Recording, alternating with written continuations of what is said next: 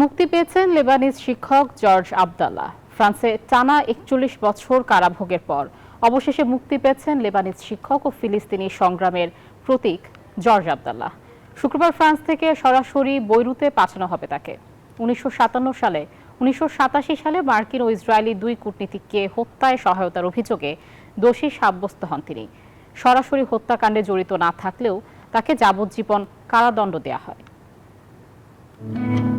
১৯৭০-এর দশকের শেষ দিকে লেবানিজ আর্ম রেভলিউশনারি ফ্যাকশন নামের একটি বামপন্থী গেরিলা গোষ্ঠী গঠন করেন জর্জ আবদুল্লাহ, যারা ইসরায়েল ও মার্কিন যুক্তরাষ্ট্রের বিরুদ্ধে সশস্ত্র সংগ্রাম করে থাকে।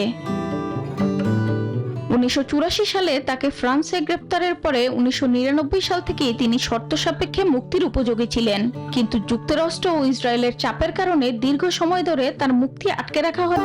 বান্ডেল থাকলে প্রতি সেনমানিতে টাকা বাঁচবে। বিকাশ সেনমানি বান্ডেল কিনে জিতুন প্রতি লেনদেনে বলে অভিযোগ রয়েছে।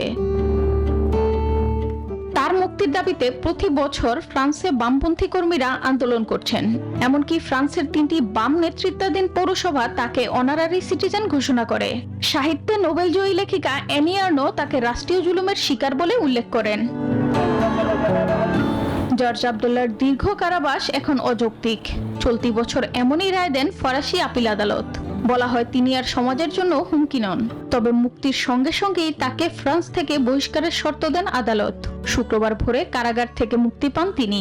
সরাসরি বৈরুতেই পাঠানো হচ্ছে তাকে।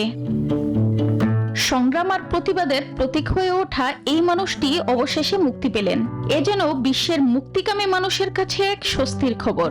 তবে তার স্বাধীন ফিলিস্তিনের স্বপ্ন এখন আরো বেশি অধরা।